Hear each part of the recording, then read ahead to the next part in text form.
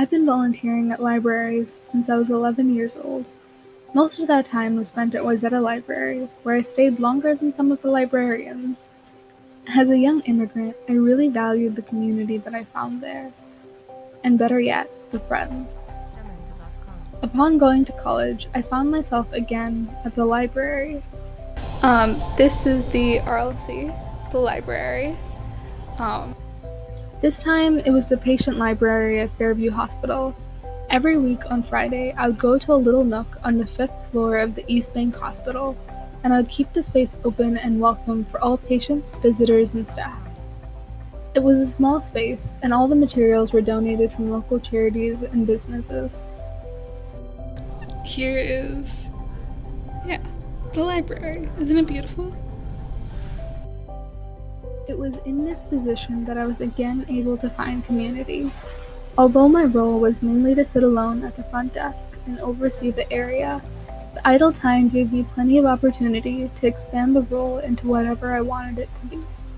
I was able to throw surprise parties for my volunteer supervisor and decorate the windows with co-volunteers that quickly became friends. The library was also a meeting point for many volunteers that I would have otherwise never crossed paths with, and of course, I got to delight in the company of therapy dogs. It was also in this position that I was granted the freedom to apply all the knowledge that I'd learned in my past years of working at Wayzata Library, Plymouth Library, and Franklin Library. I had the freedom to create events centered around the therapy dogs I had grown to adore. I made event after event. I attempted brochures and feedback cards and instruction manuals. But my ultimate project was a weekly craft night. I got to adapt old attempted events from past volunteers into a new idea that moved from computer screen to paper. More than that, for the first time, I was finally able to not only participate in the community through my volunteering, but actually help build one. I tell this story very linearly, everything from my past experiences culminating in a grand final showing. It's the same way I share a lot of aspects of my life. Here I am at 11 years old at the science fair, and here I am now, 2 credits from a biology degree. But life is never that straightforward. My community service certainly wasn't. I have volunteered in thrift stores and hospitals and as an English language tutor.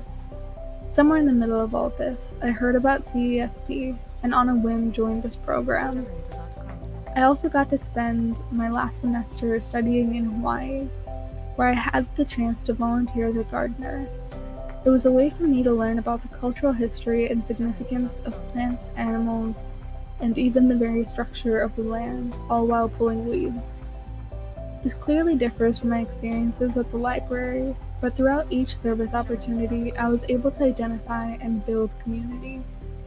No matter how far from home, or maybe especially how far from home, the ability of service to teach and build a sense of community was undeniable. It colors my catalog of stories so they aren't nearly as haphazard. As Mary Catherine Bateson explains in her book, Composing a Life, there is a place for both discontinuous and continuous stories. There are benefits to being able to listen to the pandemonium, and benefits in being able to compose a life from the noise that you are given. Soon I'll be graduating, and the pandemonium seems to be getting louder, a continuous story harder to tell. Maybe somewhere in the noise there are threads that will make my professional future more clear, if only I listen honestly enough. But I know for now, when things are uncertain, I like to grasp onto certain strings that have woven through my life the longest. Community service is one of them, and I know that no matter how my location or role may change, it remains one of my favorite compositions.